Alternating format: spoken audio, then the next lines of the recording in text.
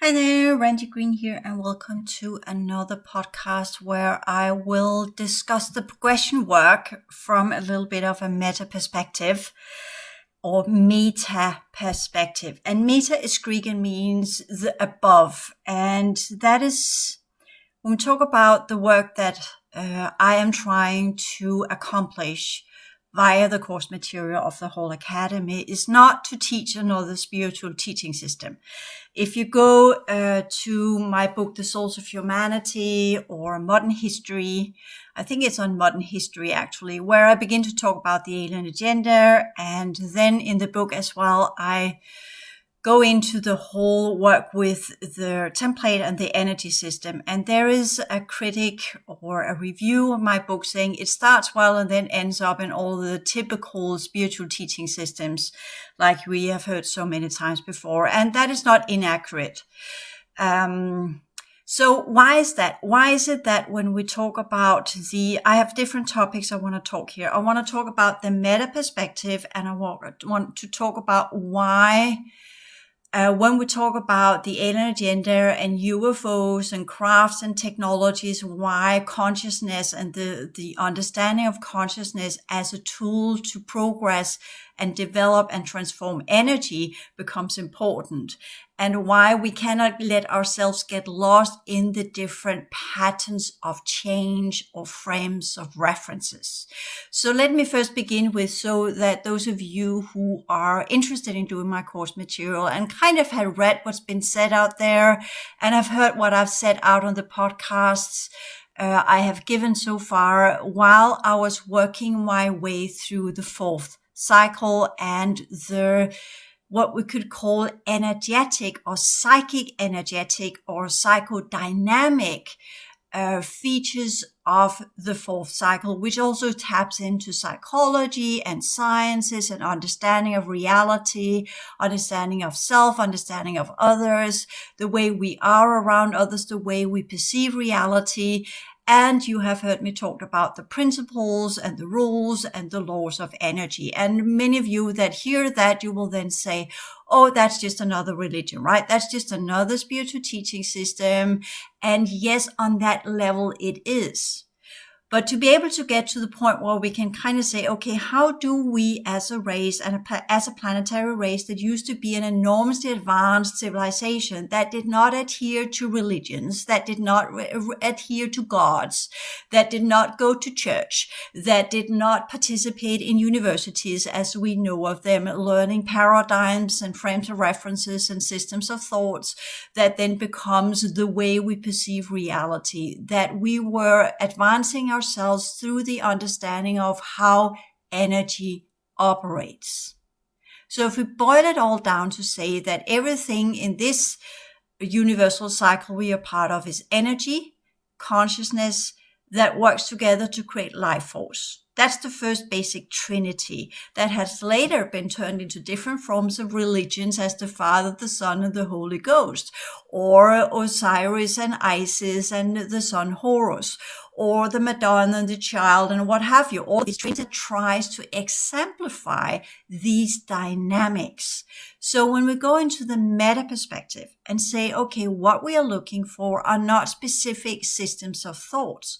They are just patterns of information system that people have used to understand and conceptualize reality throughout time, within different cultures, within different organic vessels, and within different societal structures, such as with governments or without governments, as tribes or as nomads or as a little community or as a city or whatever type of environment that people chose to live in. Either they lived as a tribe or on their own, no matter what they did. It all comes down to, how do we work with energy? And I was sitting in a meditation contemplation where I was just going into the still point, silenced my brain completely, and just began observing energy.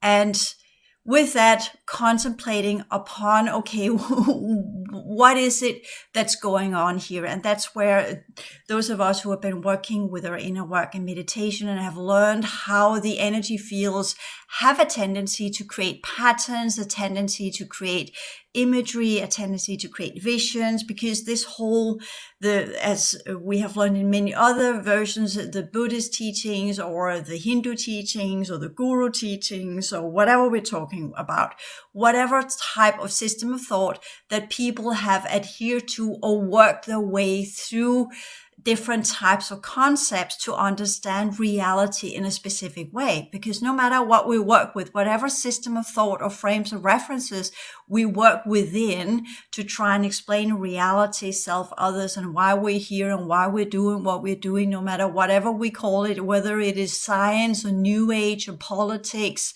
or quantum mechanics or spirituality or Buddhism or Guruism or Hinduism or Jainism or Christianity or whatever religion, Islam, sorry about that, Islam or Judaism or whatever system of thought that we adhere to or would like to perceive reality within, because it gives us the feeling of being part of a community, be part of some kind of the old Hebrew ideas is that you follow these guidelines, these rules, the commandments, not because it was given by God, but because as well it was showing you the path, the Torah, the way to become a full being that God intended you to be in the imago Dei, which means you were created in the image of God. So that means that you could become God yourself.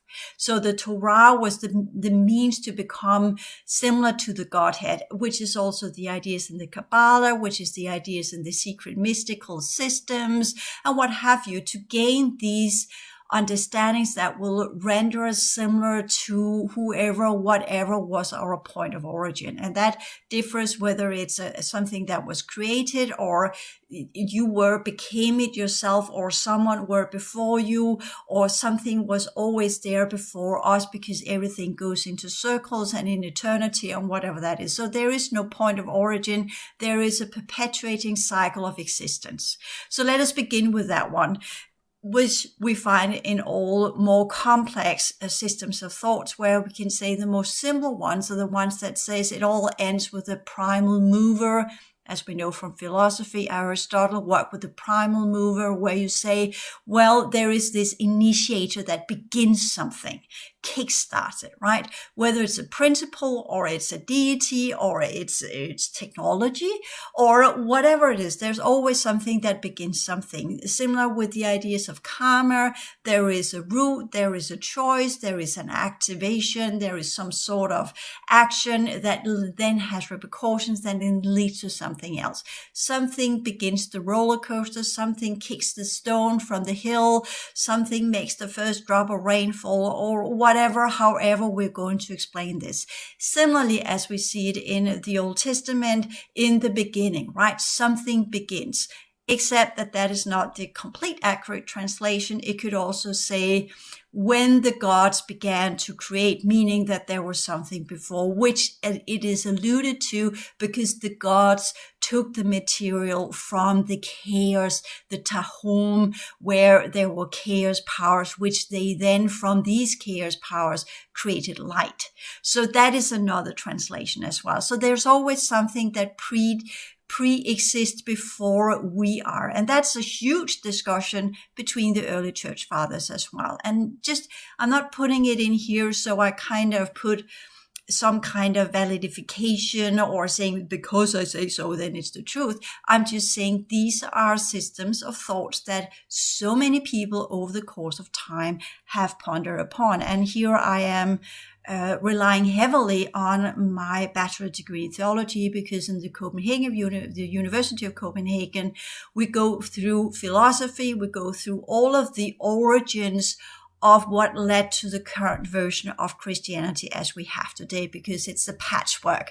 The early Christians, they were first and foremost Jewish, and later on when we got St. Paul, and he was from a Greek community, a lot of Greek philosophy began to sneak its way in, and the version we now have that people are adhering to in the church is a conglomerate of different thought forms and systems of thought that are heavily resting upon Greek philosophy.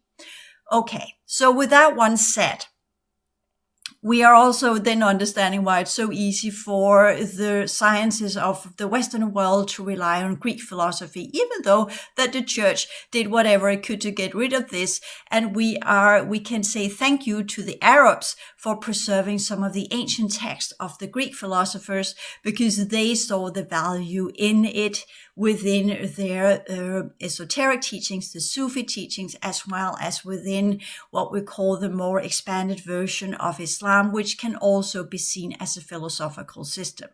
But the less education we have, no matter where we are around the world, the less education people have, the more they have a tendency to put it into rigid thought systems or rigid belief systems or rigid religions where there are laws that must be upheld, otherwise punishment will come. And that's the very simplified mind that works with the cause and effect, as if I do not follow the laws here, then punishment will come upon me, whatever that is.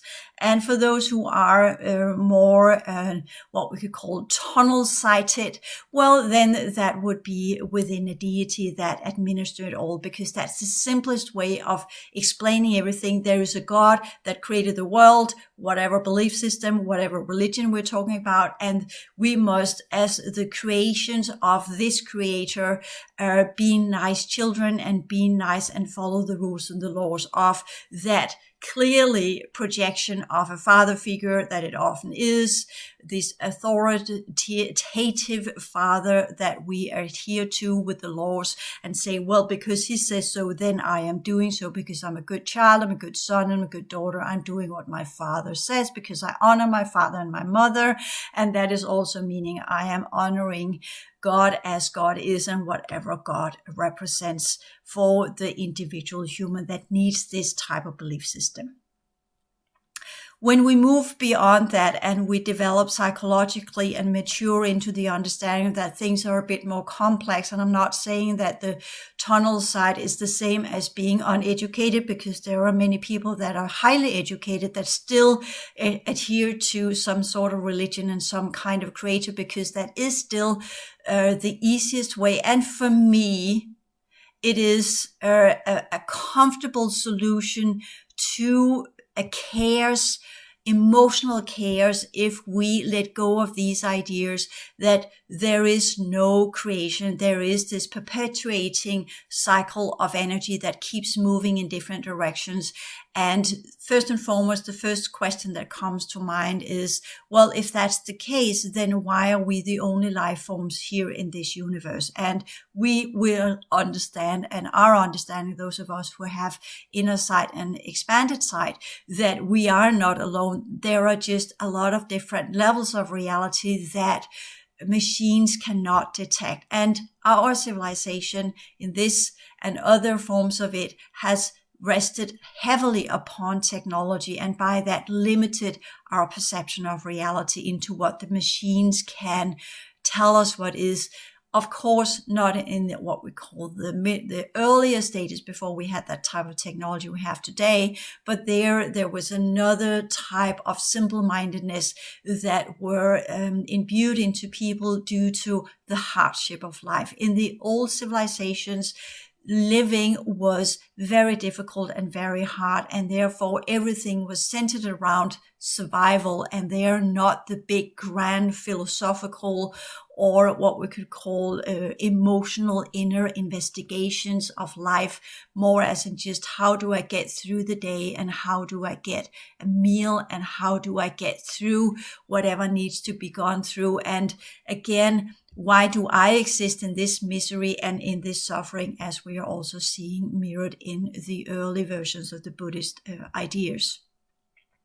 I have discussions with that with Josh DePaul on my Higher Order Density One Work Institute channel, so you can go into that and hear some of our discussions about Buddhism and how I perceive some of the early ideas of why it is stressed that life is dukkha, or that life is challenging and life in itself can lead to the understanding of being a life of misery, because there is not much here, especially if you lived 3,000 years ago, give or take, or 2,000 years ago, and you were under these older types of reality programs, the older type of civilizations, where a minority had the wealth and the rest were slaves, or under some kind of patronage, where they were living, whatever they produced, whatever they had, were to sustain the wealthy part of the civilization, nobilities. Okay, so with that understanding as well, it is also easy to understand why St. Paul talked about why people were slaves, and why they were, instead of being slave under the Romans, they were to be slaves of Christ instead. That is actually some of the things he says in Greek. That's not translated to the degree in some of the letters of Paul, and a lot of them are made up letters as well from others that were replicating what he was saying, as we have seen so many times before. So we can't, when we talk as well, when I work with a different type of disclosure, the whole conversation comes down to there is not really proof of anything. We cannot verify much. We can't say this is the truth, or this is how it is, or this is the real understanding of things, because there are as many different interpretation systems as there are human minds that ponder upon what reality is, who they are, why we're here, and what we're supposed to be here.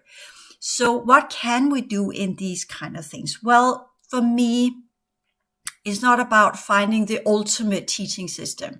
And those of you who go far back with me in 2013, you know I was the reluctant teacher. I still am, because I don't believe in, and I don't put my way into, or I don't find it to have a purpose and a function to be a teacher for something that should be so apparent and logical for any human being. And why do I have that kind of understanding? Well, as a kid, I was already thinking about reality in myself and others, and how I was in it, and raised the question within why people were lying and stealing and cheating and treating each other in that bad way, and why they were so mean to each other, because as a super sensitive child, I felt all the energy.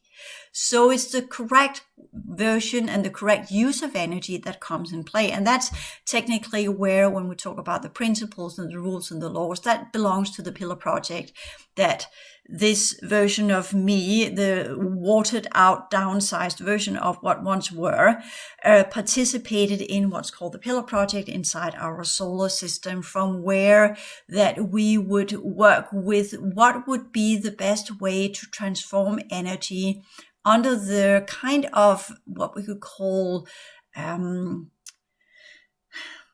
it would be wrong to say guardianship, because that's not what it is. But those of us who teamed up to create this project inside this reality field were the ones that, from the previous universal cycles, that had not yet learned to administer energy in a way that did not lead to wars. To put it very simple. And then we came up with, okay, if we are going to be together, and if we are to exist as the different civilizations within the different sectors, within the different universal structures, there are many different universal structures, ours is just one. How are we going to coexist? Because at the end of the day, logically, rationally, if everybody wars all the time, there will be nobody left. So that would not be very purposeful. That would not have a purpose and a function, right? That would be kind of a little bit stupid, right? That would take away the whole idea of why even exist if we kill each other. We might as well just end it all right here and now, and just let it all go into, as the Hindus call it, pralaya, let it go into stasis, and then spawn to life again at some other time where the circumstances might be a little bit different or a little bit better.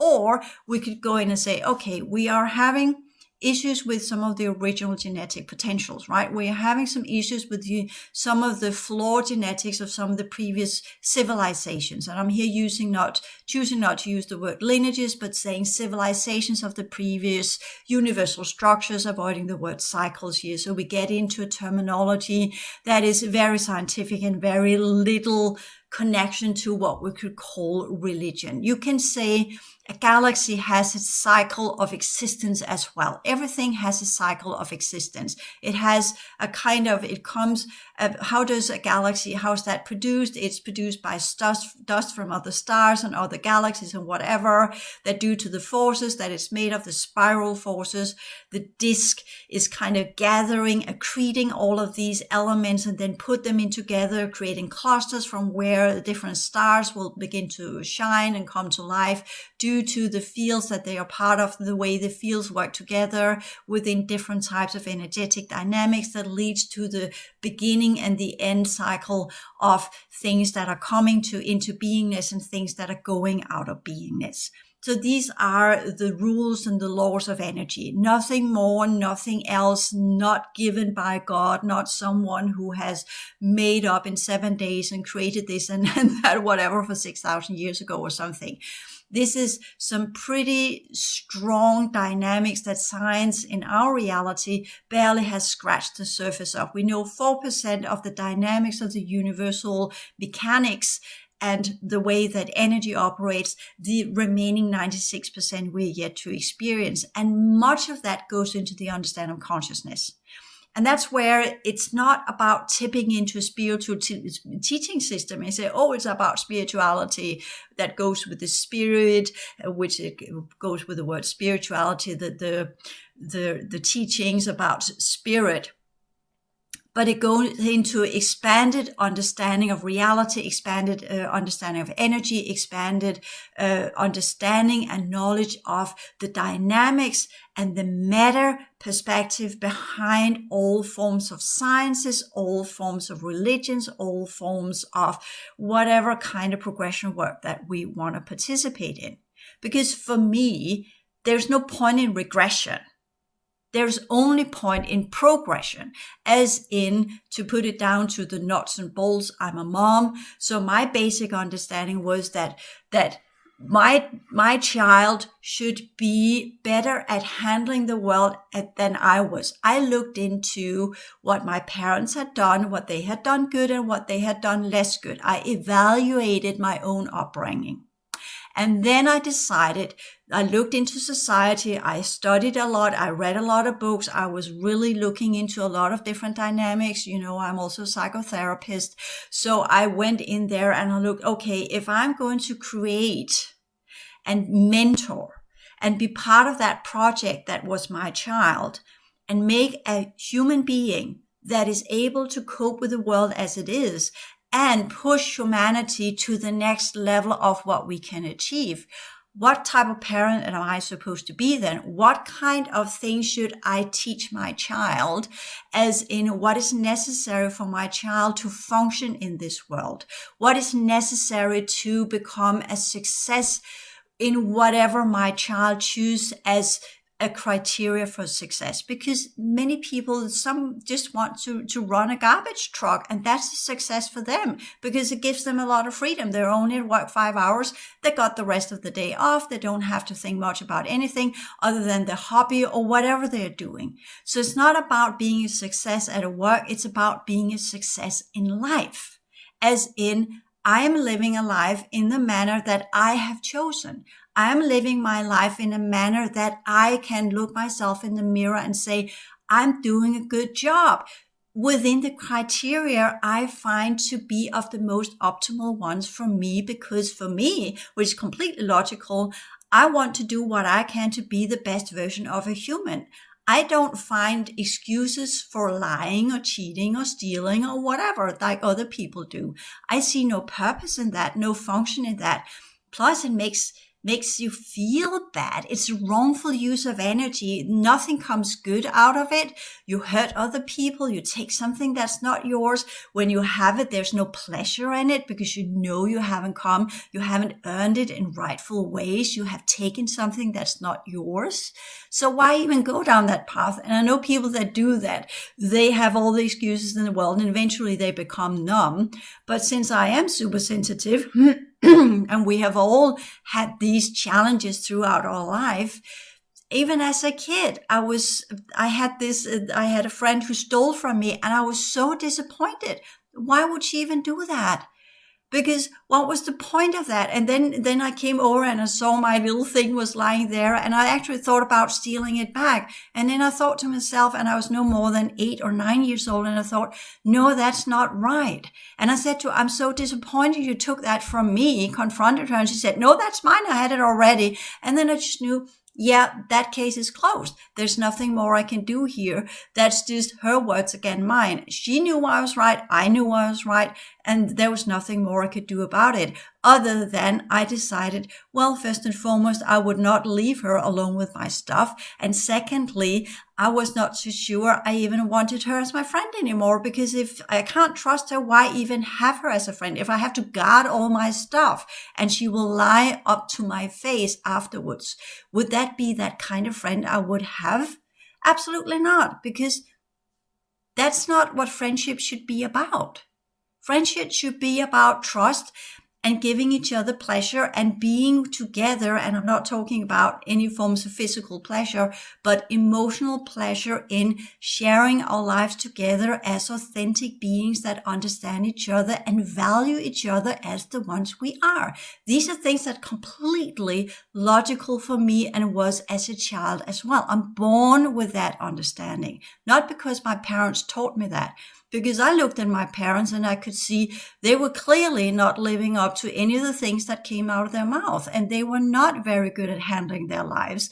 And I was trying my very best to assist them in how they could live their life in a better manner. And I helped a lot. I became the little helper, right? And I bore the burden of my parents' psychological issues, which eventually cracked me and eventually brought me into distress, because I carried so much distorted energy in my fields that eventually I had to bend under the burden of these distorted types of energies, which I still do from time to time. And then I get pushed into my limbic system and into some very primitive neural networks where I discover as the observer that my body is now responding in the most primitive way that this human form can do. And then I go into contemplation and meditation to get my whole energy system back up again, where I'm looking at things from what they truly are and not the distortion that I got myself entangled into.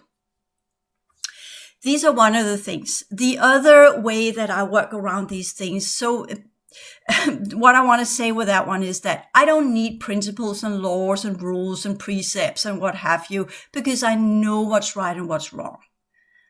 It was already there as a child, because what hurts and what doesn't hurt, what makes you feel good, what doesn't make you feel good. It is as simple as that. It's not big science as in why we should do that. I could come up with all sorts of reasons why we should behave in a civilized manner as the first of many, because if everybody was doing whatever was doing, what kind of world would we have? We wouldn't have a world at all, going back to the previous universal cycle. But unfortunately, there are types of consciousness that has not learned the lesson in the previous universal structures, and in their systems haven't learned it either, and they are demolishing their worlds, and they are raiding other civilizations and other systems to continue their own existence, because they feel that they have the prerogative to do so, because they have weeded out the sensation of what is right and what's wrong. And what is right and what's wrong when we look into the wholeness of the system that we are part of, what sustains the world we are part of and what destroys it. And this kind of where people say, well, I'm the only one doing it, so I'm not really destroying anything because it's a big world. No, because there are 8 billion people that probably think the same thing. So no, each and one of us has to take on that cross, bear that burden, that what we need to do needs to be done in a manner of not creating distortion, not creating harmful actions that lead to harmful results that cause pain and suffering in others, because life itself is hard enough as it is. Again, also a completely logical thing for me that we should help each other. And therefore, it still comes as a surprise whenever I get these energetic parasites, jumpers, and what have you that comes in my face from well-intended and kind people that have no knowledge of what is in their fields in the other levels of what they are as a human being. So for me, it's also logical because I experienced that of course, we take responsibility for that too. And that is what my progression work is about. It's not about creating a new spiritual teaching system because I couldn't care less. But it's about creating the dynamics and some of the mechanics and some of the techniques behind how to administer energy in a way so that we become less harmful, so that we protect others, ourselves, and the reality field we are part of, so we can progress whatever is left of our original consciousness potentials to the highest degree possible, whatever system people choose to be within. Because all systems, no matter what it is, holds the meta perspective of certain things that is what we could call prudent to do to progress the world that we are part of. And there are certain things that leads to regression and distortion. And it doesn't matter what system we're talking about. Where do these ideas come from? Well, it comes from the reality field itself. It comes from our body. It comes from the fields that we have. It comes from what is there. And this is where I have another little inner exercise that I do from time to time. We call it the bird phoenix exercise, where I go in and dismantle everything, see everything dustify, my thought processes, my teaching system, my work, letting go of everything, asking myself, why am I even entangled into that? Why have I even chosen to commit to that? Asking the difficult questions and then release myself energetically from all blank slating myself with that exercise, feeling where the fear comes, where are the energetic parasites that are trying to keep me in certain ideas, certain thought forms, what are the emotional patterns, and how do I work with these and how do I clear these? And these are also strategies of progression. To understand it's not about the system. It's not about the ideas. They are just verbalized concepts of energy as we have perceived them. The patterns of change are just tools like a theory. Whatever with the whole progression sciences I have come up with are for this age. In 10 years, they might no longer be suitable because then we have a different type of civilization. We have a different type of mindset. And then that should just be forgotten. And I will erase all of my videos on Vimeo. And I have no problem in doing so. I've done that before because these are just tools.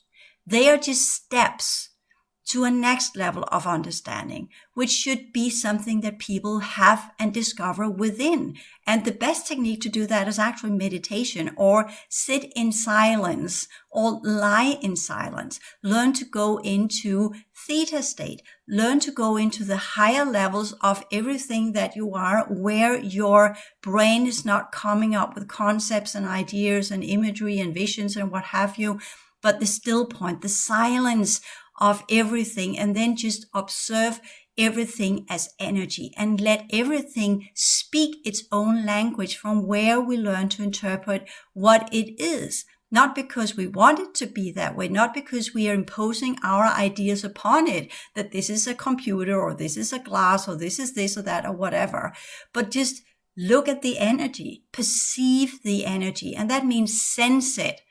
And not just look at it, not just weed it through our thought processes or our ideas of what it is, but actually look at it with the physical eyes as well as with the inner eyes of energy. What is it? How does it operate? What's its purpose? What's its function? What is it doing there? How does that work with your field of energy? And the same question you should do with your own energy system. What is it? What is it made of? Not within the concepts of what you have studied or the concepts of what you have found to be the best teaching system that explains things to you from which you can work.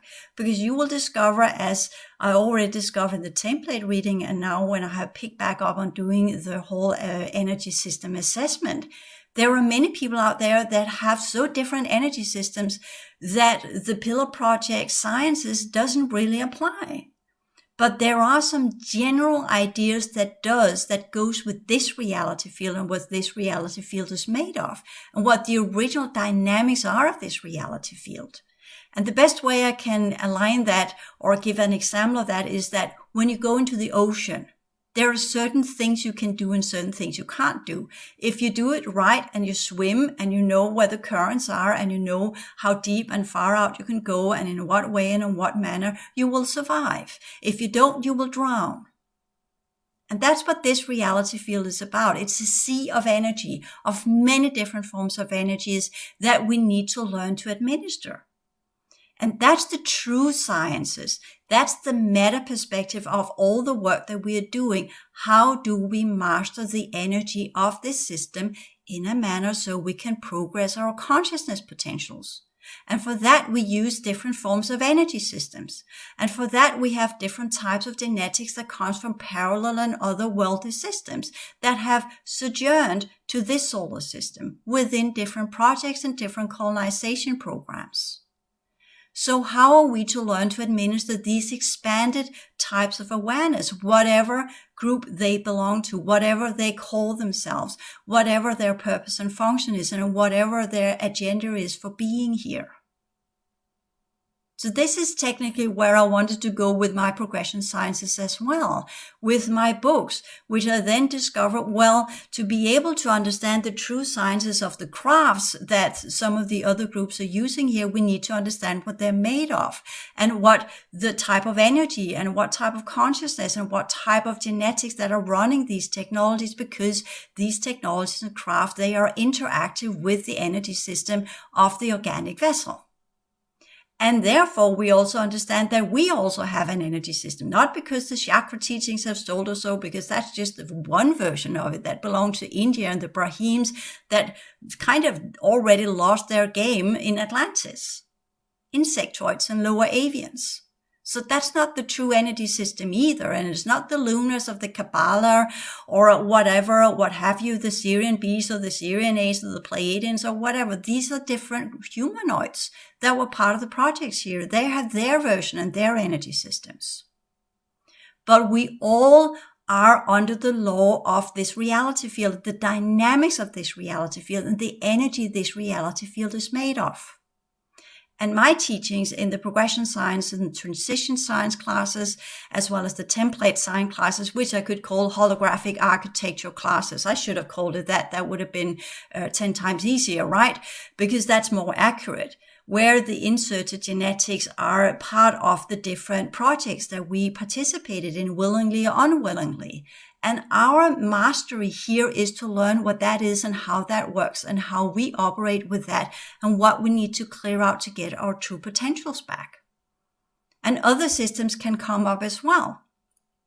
So this is just one version of it. And as you know, to be honest, I didn't really want to do it because there's plenty of these out there. Similar when I now begin with a different type of disclosure. My goal is not to say what everybody else has said. It's about putting another piece to the puzzle so that we can connect the dots from where we can pull everything up to the meta perspective. Because what is the goal of the meta perspective? That's where synergy from all of the different thought processes and patterns of change and emotional patterns and systems of thoughts and frames of references and paradigms and tools and theories and what have you come to bear together as a complex unity. And that's where we master energy, because that's where we can take whatever angle as a kaleidoscope of that energy pattern and utilize it on the correct nodal point within the holographic structure of a reality field to transform or transmute energy to their highest potentials. That is why we use these ideas. That is why we use the frames of reference. That's why we create these tools we call teaching systems. They are nothing but tools. And once they've served their purpose, we let them go and create something new.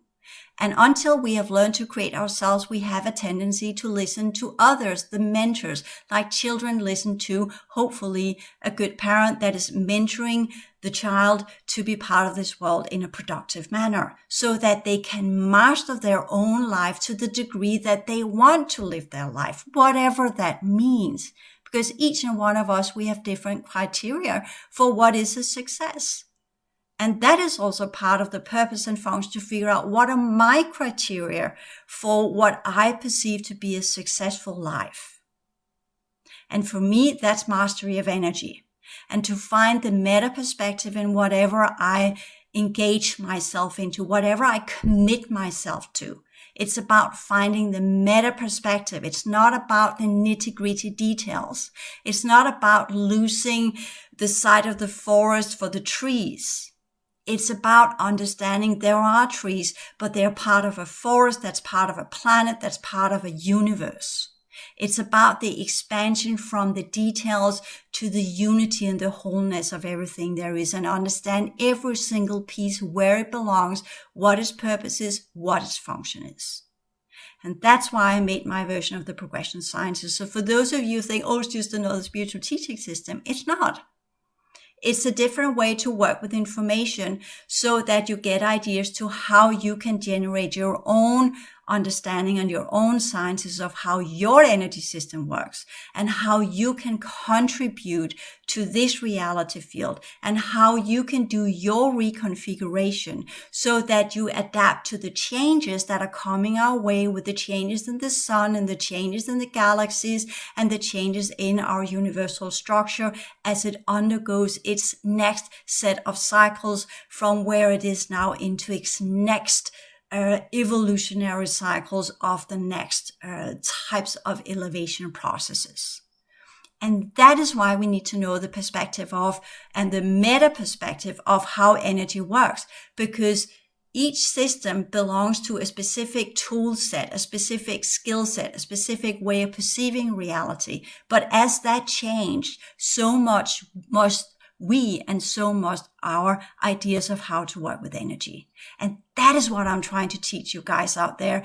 That is what I want to talk from. And that is what I've been working towards for 15 years, because I needed to lay a completely different foundation. And in that, got completely entangled in making that idea and that teaching system, that system of thought, from where you can use it as a jumping board into creating your own ideas and own understanding and general dynamics of how your energy system works and what you want to express and how you want to expand as part of this reality field, naturally under the sciences and the energetic laws of this reality field.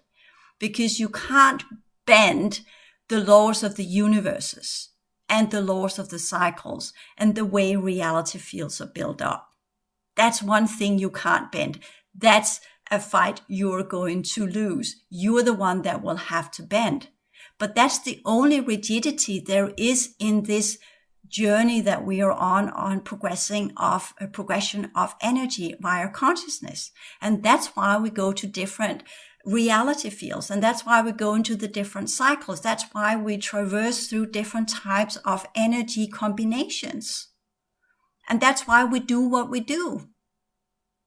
And if you ask why we're doing it, well, that's up to each and one of us to figure that one out. That's the true answer to why we're here. Not because God has created you, but because you chose to come into existence.